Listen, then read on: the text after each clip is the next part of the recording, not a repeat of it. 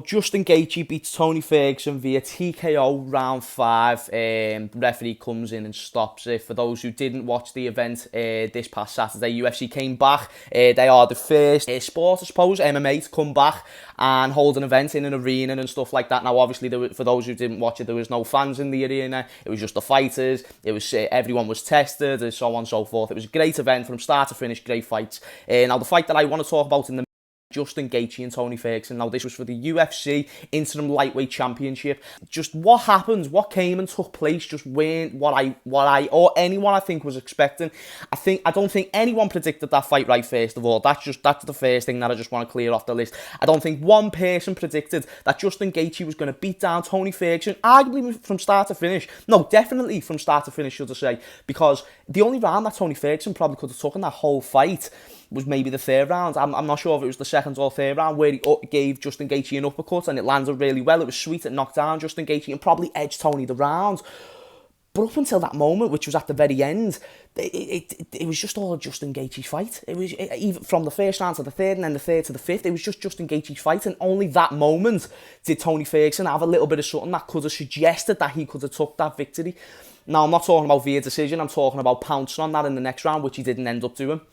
Why didn't this happen? Justin Gaethje's coach, phenomenal coaching by the way, tells Gaethje, listen, calm down, you're taking it too aggressive, you're being too aggressive, you're putting too much onto Tony, take time, this is Tony Ferguson, just sit back and just, you're doing well with what you're doing, lay your shot, don't go full in. And this is what Justin Gaethje listens, he took it in, he processed the information that his coach gave him, and he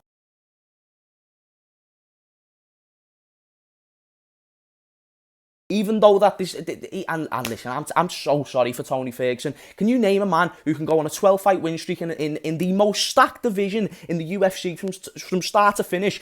It's arguably the division where there's most fighters as well. And Tony Ferguson went on a 12-fight win streak in that division, and he didn't get a chance at undisputed gold. Yes, he had the interim championship fight with Kevin Lee, won that and stuff, but he never got the undisputed. He never could say that he was the undisputed UFC lightweight champion. Now, even though he carried around the interim belt as if to say that he was that. And listen, he had a very good shout, him and Khabib hadn't fought. And you could arguably say Khabib with the undisputed belt was in the same position as Tony, because even though Tony hasn't fought Khabib, Khabib hasn't fought Tony. So until these two had fought, we didn't know who was the greatest, who was the true champion. At least I didn't. That was the way I looked at it.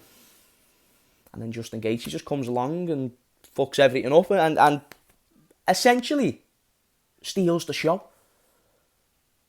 On a card that was amazing from start to finish.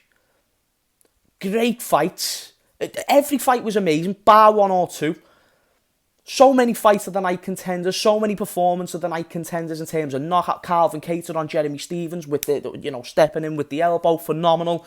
Ngannou knocking out Rosenstrike in 20 seconds, phenomenal. Yet Gaethje comes in and gets the fight of the night and performance of the night bonuses. 9 fight of the night bonuses. No, sorry, 9 fight of the night or performance of the night bonuses in 7 fights. That's unheard of. That is unbelievable. And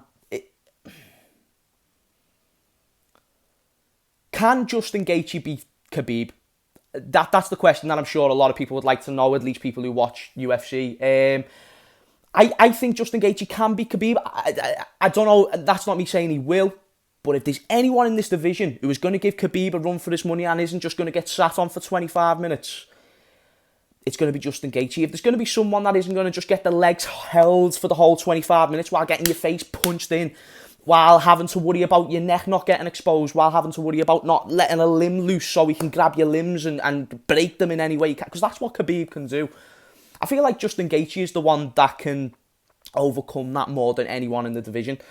Now, a lot of people were saying Tony, and I was one of them people, but now I've saw what happens when Justin Gaethje fights Tony Ferguson. Now I really want to know what happens when Justin Gaethje fights Khabib. That's really what I want to know. Now, that's the next thing. Never got Tony and Khabib, and unfortunately, even now, if we do end up getting that fight later down the line, it will never be the same of what the build-up of Tony Khabib right now would have been. So if this fight taken place on the 18th of April like it was originally supposed to, and it was Khabib versus Tony, that fight would have sold more than any other Khabib-Tony fight in history. That was the time, April 18th, a couple of months ago, was the time to make Khabib and Tony, and it just never happened. So now if the fight is to be made in the future, it probably won't hold up that same hype and same build-up and same excitement, but you know what? Fair play for Justin Gaethje for doing that. Fair play for Justin Gaethje to come here and let us all know, no, I have improved. I am the best in this division. At least I feel I am. And you know what? That UFC interim lightweight belt isn't even the real belt. He threw it away in the interview. He threw it and he was like, listen, I don't want that belt. I want the real shit. And Khabib is the real shit. And he's aware of that. And I respect that about Justin Gaethje. Everything he's done going into this fight, I've loved Justin Gaethje going into this fight. I've loved his attitude. I love the honesty. I love the sincerity of him. I love the fact that he knows he's got the ability, but he is also very aware of the consequences of what can happen in a fight. Anyone who goes into a fight saying, yeah, I'm going to knock you out, I'm going to... listen, I don't care if you're the highest level of martial arts and you're coming up against someone who's a mid-level martial artist.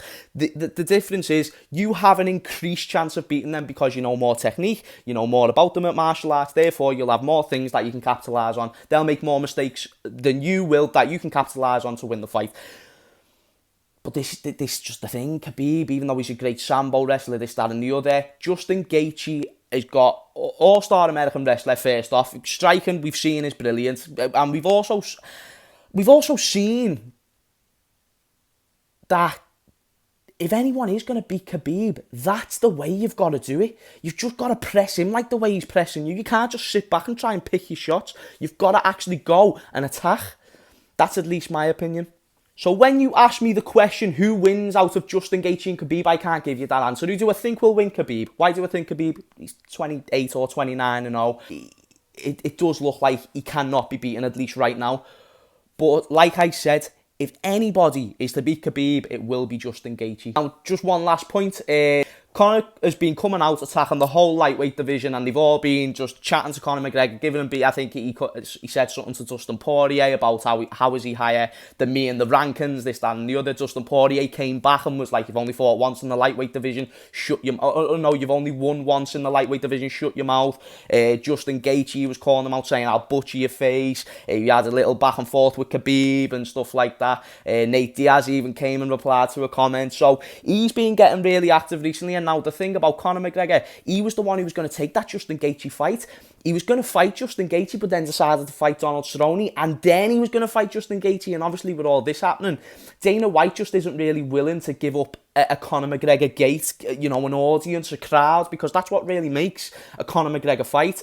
But I think that would be such a great contest between Justin Gaethje and Conor McGregor, just the test of the sheer power between two fighters. It would be truly unbelievable to see, but I think any fight for Conor McGregor right now would be an exciting fight, and I think everyone can agree on that. So Conor McGregor's getting himself back out there in the picture. Justin Gaethje is the number one contender. Khabib is going to fight Justin Gaethje, at least from what Khabib is saying. I'm 99% sure that's the fight that's going to be made. It's the fight that has to be made, and it is going to be very, very interesting.